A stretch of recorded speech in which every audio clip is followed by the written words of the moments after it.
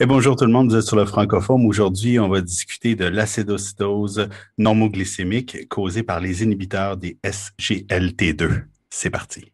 Bienvenue à Francophone, une communauté francophone en soins critiques.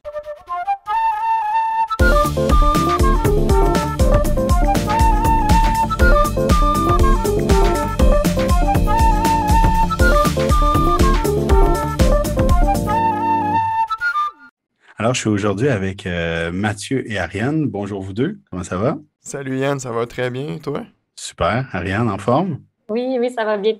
Excellent. Alors, ça tombe super bien, hein? J'ai deux pharmaciens avec moi parce que ce médicament-là, quoique assez nouveau, peut causer de lourds problèmes. Donc, en fait, ce qui s'est passé, c'est qu'au cours de ma dernière garde, j'ai justement eu un patient qui avait à la fois une toxicité au metformin et une acidocétose de jeûne et causée également par les SGLT2. Alors, je pense que de mémoire, c'est mon troisième cas que j'ai au cours des dernières années. On dirait que les cas semblent un peu plus s'accélérer. Je parlais avec mes collègues qui en avaient eu aussi quelques-uns. Donc, on trouvait ça important de vous en parler parce que on devrait en voir de plus en plus au cours des prochaines années, même peut-être au cours des prochains mois. Et je trouvais ça pertinent d'en parler. Mon patient a quand même bien évolué. Il y avait plusieurs autres comorbidités qui s'ajoutaient à ça. Il y avait une hypertension pulmonaire, une fibrillation auriculaire. Mais au fond, à partir du moment qu'on a compris qu'est-ce qui se passait, ça l'a aidé de loin ma prise en charge envers ma patiente. C'est assez spécial comme fonctionnement. En fait, je pense que on devrait commencer par Mathieu. Mathieu, pourrais-tu un petit peu m'expliquer comment fonctionnent les SGLT2 là, de base, là, puis ça, sur les patients, là, puis pourquoi on en voit de plus en plus? Ouais, ben dans le fond, c'est une nouvelle classe de médicaments là, qu'on utilise en diabète de type 2 chronique.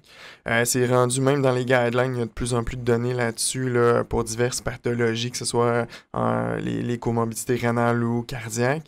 Dans le fond, c'est un médicament qui va littéralement te faire uriner du sucre, là. Ça te fait pisser du sucre là, en inhibant la réabsorption de sucre au niveau urinaire. Fait que ça te fait une glycosurie.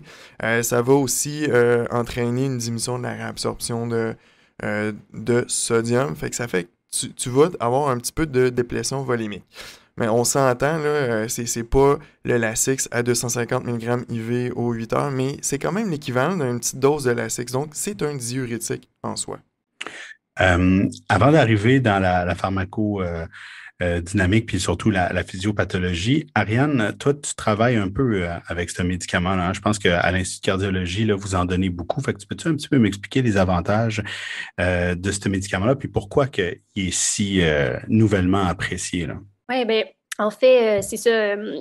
Comme Mathieu l'a super bien expliqué, là, le mécanisme d'action fait en sorte que on a de plus en plus d'évidence que c'est très bénéfique chez les patients en insuffisance cardiaque, entre autres. Donc, il y a eu l'étude d'APA-HF qui a pas mal fait bouger les choses là, en insuffisance cardiaque. C'est pas encore clair à 100% qu'est-ce qui explique la réduction de la mortalité cardiovasculaire avec ce type de molécule-là chez les personnes avec une fraction d'éjection réduite, là, mais on pense que c'est ça, c'est probablement l'effet là, de natriurèse, là, de diurèse osmotique qui vient aider ces patients-là. Mais donc, nous, c'est ça, on l'utilise de plus en plus, on l'initie de plus en plus au congé d'un séjour à l'Institut de cardiologie parce que c'est ça, non seulement il y a des bénéfices chez ces populations-là, mais c'est très souvent la population qu'on voit a aussi atteint de diabète, ils ont aussi des atteintes rénales. Donc, on a plein de... Avec une molécule, on vient jouer sur plusieurs comorbidités là, de nos patients cardiovasculaires. Puis, je vous dirais que c'est ça. Pour l'instant, on est un peu en retard là, au Québec là, pour ce qui est du remboursement de ce médicament-là. Pour l'instant, c'est encore seulement pour le diabète que c'est remboursé. Ou si on a un patient qui a une maladie cardiovasculaire avec un HbA1c qui est supérieur à 7. Là.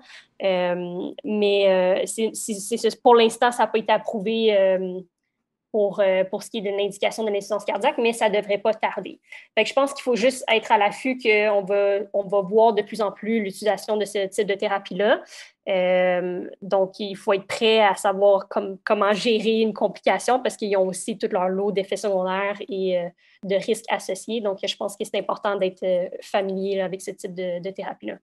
Bon, parlant justement de complications, si le médicament cause une complication, c'est parce que souvent, il va y avoir des facteurs aggravants, là, des triggers. Là. Alors, Mathieu, peux-tu m'expliquer un petit peu lorsqu'il cause problème, lorsqu'il fait de l'acidocétose normaux ou euglycémique, qu'est-ce qui se passe exactement là, chez nos patients? Ouais, parce que dans le fond, comme dans le fond, tu pisses ton sucre, veux pas, tu vas t'auto-réguler, tu vas diminuer un peu ta sécrétion d'insuline, parce que dans le fond, tu vas être normoglycémique. Ça va bien chez notre patient standard là, qui prend ses médicaments. Sauf que là, maintenant, il va arriver une maladie, une chirurgie, un stress, une infection urinaire, parce qu'on le sait que ces médicaments-là aussi augmentent le risque d'infection urinaire. Là, ce qui va se passer, le patient va avoir moins d'apport calorique, moins d'apport glycémique. Donc, cette régulation hormonale-là va faire que, on va tomber plus en stress, plus de catécholamine, plus de cortisol, ce qui fait qu'au final, comme on n'aura pas nécessairement plus d'insuline, hein, parce que le patient va, au niveau du corps, rester euglycémique, on va tomber en lipolyse, qui va nous amener à relarguer des corps gras, qui va nous amener vraiment en cétose. Littéralement, on va produire des cétones, comme une acidocétose diabétique standard comme on les voit. Fait que le patient tombe en cétose, mais il va rester euglycémique à cause du mécanisme d'action du médicament. Donc, c'est vraiment un piège clinique là, qu'on peut facilement tomber dedans parce que tu te dis, ça peut pas être une acidocétose diabétique, là, le patient a des glycémies standards. Là. Mais à cause de son mécanisme d'action, c'est comme ça que ça va se passer. Là. Puis ça peut créer des troubles ioniques assez importants. Là. Mhm. Un peu En fait, c'est les mêmes critères d'acétose, mais avec une glycémie normale ou même qui peut être abaissée. Je sais que dans le cas que j'ai eu, c'était des hypoglycémies là, parce qu'il y avait une acétose de jeûne là, qui s'est ajoutée à ça encore plus. Là. Bon, maintenant qu'on comprend comment la molécule cause cette problématique-là, Mathieu, pourrais-tu un petit peu nous expliquer comment on soigne ça? Est-ce que c'est différent d'une acidocétose diabétique standard? C'est pas tant différent, sauf que on va être gêné de partir l'insuline quand la glycémie va être limite normale, limite basse.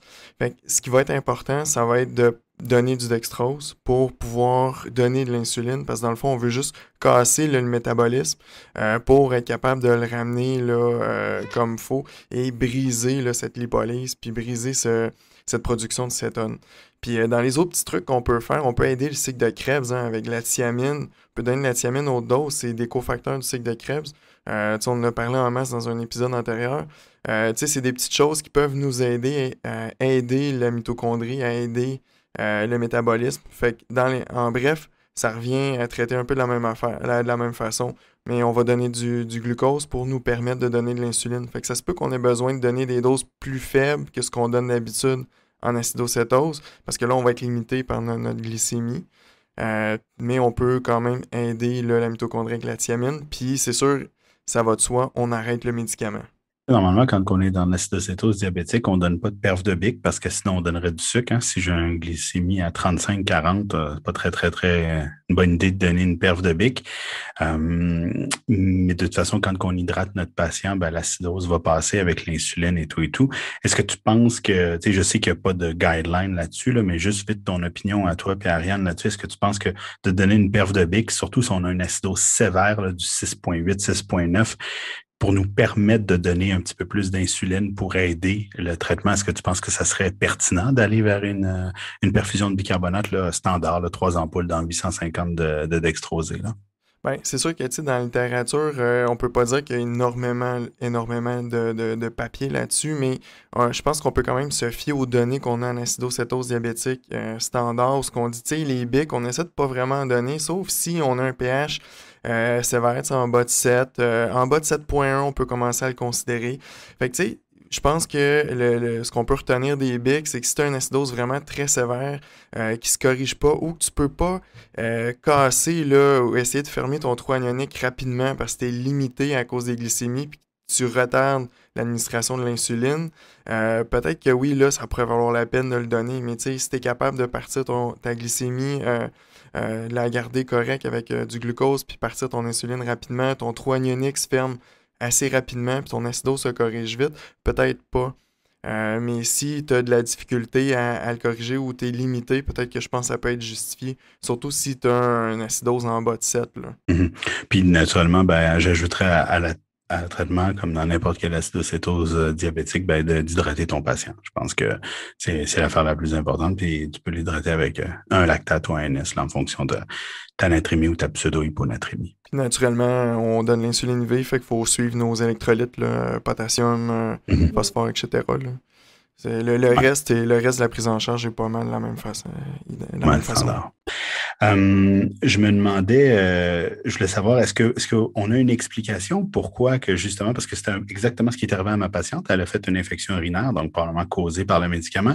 C'est quoi le lien entre le médicament et l'infection urinaire? Est-ce qu'on est capable de l'expliquer, Mathieu? Ben, c'est probablement l'hypothèse qui est le plus là, supportée, là, c'est juste le fait de pisser du sucre, fait que ça nourrit les bactéries, puis ça favorise la croissance bactérienne, puis que ça remonte au niveau du tube du tractus urinaire. Puis ça peut être autant bactérien que ça peut être autant fongique. Donc, faut être à l'affût. C'est sûr que, tu sais, je pense qu'il y a quelques cas de candidémie là, rapportés dans la littérature, mais ça, c'est plus l'exception que la règle. Fait que les patients vont avoir des infections urinaires soit candida ou soit des cystites là, bactériennes. Mhm. Puis probablement que la plupart de ces patients-là, un peu à l'instar de la patiente que j'ai eue, ont du metformin. Donc, quand les deux sont ensemble, ça devient assez catastrophique, là, mais ça va plus dans l'acidose lactique causée par le metformin. Donc, on a doublement une acidose métabolique à gérer qui est à la fois causée par l'acidocétose et par le metformin à garder en tête. Écoute, je pense qu'on a fait le tour. C'est pas un épisode qu'on voulait lourd. On voulait vraiment vous aiguiller à ça. Je pense qu'il y a quelques petits points importants à garder en tête. Alors, je pense que lorsque vous allez avoir un patient diabétique qui a ce médicament-là et qui se pointe à l'hôpital, là, je parle aux urgentologues, aux hospitalistes, aux intensivistes, à tout le monde, même aux nurses qui nous écoutent, lorsque vous voyez ce médicament-là, si le patient vient à l'hôpital, je pense que l'affaire la plus sage, un peu comme on fait avec le metformin, hein, je dis à mes résidents, le metformin aux soins intensifs, c'est un poison, là. Donc, il faut arrêter ce médicament-là le plus tôt possible. Et si vous voyez votre patient arriver aux soins intensifs et qui est encore sous un médicament du SGLT2. En passant, là, on n'aime pas ça trop donner les noms commerciaux, mais comme le médicament est assez nouveau, c'est peut-être ce que vous allez entendre comme Jardiance ou comme le Forxiga, probablement qui ont des noms un peu différents selon les pays, mais c'est souvent ces médicaments-là, c'est souvent ceux qu'on entend. Alors, lorsque vous voyez ces médicaments-là, arrêtez ça tout de suite avec le metformin. Bref, je pense qu'un patient qui rentre aux soins intensifs puis qu'on veut contrôler sa glycémie, il y a un seul médicament qui est de mise, c'est l'insuline. L'autre chose, et ça, c'est, comme tu le disais tantôt, c'est un piège clinique. Hein? Ça pourrait faire une excellente question d'examen là, dans les prochaines années là, pour nos étudiants qui vont graduer. Alors, Ariane, sois à l'affût. Peut-être qu'un jour, tu vas avoir ça dans un de tes examens. Donc, lorsque vous avez un acidose métabolique, peu importe, je pense que tout le monde a le réflexe de regarder le sucre, mais je pense qu'il faut regarder les cétones. Donc, surtout si vous avez un patient diabétique, regardez vos cétones, ou du moins, comme on le sait, hein, les acidocétoses, il n'y a pas toujours des cétones dans l'urine, mais il y a souvent une glycosurie, surtout associée avec ce médicament-là. L'autre chose, lorsqu'on regarde la pharmacodynamique de ce médicament-là, comme tout le monde le sait, en général, lorsqu'on a atteint 5 demi-vies, il n'y a plus de médicaments dans le sang de façon assez significative pour causer des symptômes. Malheureusement, il y a certaines études ou case reports qui nous montrent que ça peut aller jusqu'à... En fait, le 5 demi-vie, c'est 2 à 3 jours là, pour les SGLT2. Mais il y a certaines études qui montrent que ça peut aller jusqu'à 9-10 jours où est-ce qu'on voit encore des symptômes de glycosurie. Je sais que ma patiente, après 5 jours, il y avait encore de la glycosurie, même s'il n'y avait plus de cétone. L'acidité était passée, mais j'étais pris un peu avec le metformin, là, mais quand même, on voyait qu'il y avait encore de la glycosurie. J'ai un de mes collègues, celui auquel j'ai transféré ma patiente lundi matin, qui me disait que il avait fait un papier, puis pendant son fellowship, il faisait de la chirurgie bariatrique. il m'expliquait que à la suite de 3 catastrophes qu'ils ont eues sur des patients pour des chirurgies bariatriques, ben, ils ont pris comme décision qu'ils arrêtaient le médicament, les SGLT2, jusqu'à 4 semaines avant la chirurgie pour être certains qu'il ne reste plus rien dans leur système, parce que souvent ces patients-là ont aussi des insuffisances rénales, ils ont de la misère à clairer les médicaments. Donc, par précaution à la 4 semaines. Je ne sais pas si on doit aller jusqu'à 4 semaines, mais pour nous, ce qui est important, c'est de l'arrêter. Alors, pour terminer, Mathieu, Ariane, est-ce qu'il y a quelque chose que vous voulez ajouter par rapport aux médicaments? Oui, ben c'est ça, dans la même lignée, là, souvent, nous, ben, on reçoit des transferts de d'autres hôpitaux, puis c'est souvent un élément qui est oublié. Tu sais, c'est quand ils transfèrent les patients à l'Institut, c'est pour une chirurgie cardiaque, puis là, ils sont encore sur leurs médicaments, puis ils vont être opérés le lendemain. Donc, nous, souvent, en tant que pharmacien, on fait la préadmission, puis là, tu sais, c'est encore là, donc on s'assure toujours de mettre une note pour l'intensiviste qui va accueillir le patient en post-op, de dire, attention, le patient a reçu un inhibiteur de la SGLT2 pré-op.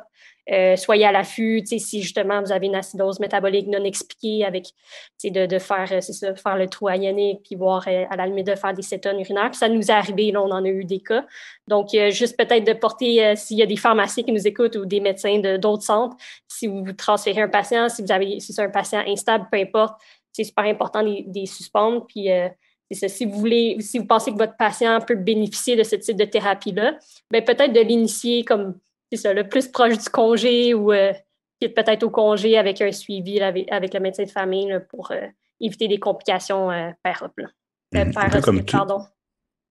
Un peu comme toutes les hypoglycémies oraux, au fond, quand les patients vont bien, ben, on commence à les réintroduire tranquillement là, vers la fin de l'hospitalisation. Excellent, c'est un excellent conseil. Puis aussi, juste peut-être pour terminer, il y a un avis de Santé Canada, si jamais vous avez un patient qui a déjà présenté une acidocétose euglycémique avec ce type de thérapie-là, c'est contre-indiqué de réinitier ce type de molécule-là dans le futur. Donc, c'est bon aussi d'aviser vos pharmaciens, de mettre une note au dossier. Souvent, nous, on va appeler à la pharmacie communautaire, puis ça va être une espèce de contre-indication par la suite là, d'éviter de reprendre ce type de thérapie-là. Alors, même si ce n'est pas une allergie, on le traite comme une allergie finalement. Oui. C'est banni. Vu que c'est quand même très dangereux, puis souvent, ça passe sous le radar, malheureusement. Là, on essaie d'éviter de les réexposer. On ne l'a pas dit également, mais je pense que ce qui peut être sage, c'est de faire un dosage du bêta-hydroxybutyrate qui pourrait un peu nous aider à aiguiller le diagnostic là, lorsqu'on n'est pas certain ou lorsque les cétones sont faibles ou avec des traces. Ça peut toujours venir ajouter au diagnostic. Alors, ce fut intéressant. Merci beaucoup à vous deux. J'espère aux auditeurs que vous avez apprécié. Je pense que c'est nécessaire d'être très, très, très à l'affût de cette nouvelle, si on veut, pathologie-là. En passant, c'est pas tellement nouveau, là, mais les premières acidocétoses normoglycémiques ont été définies en 1973, la première fois. Je pense pas que c'était à cause des SGLT2. J'ai pas la cause de ça, mais quand même. C'est quelque chose d'assez nouveau qu'on va voir malheureusement au cours des prochaines années. Alors, restez à l'affût. Je vous dis bonjour. Suivez-nous sur toutes les plateformes. Bye.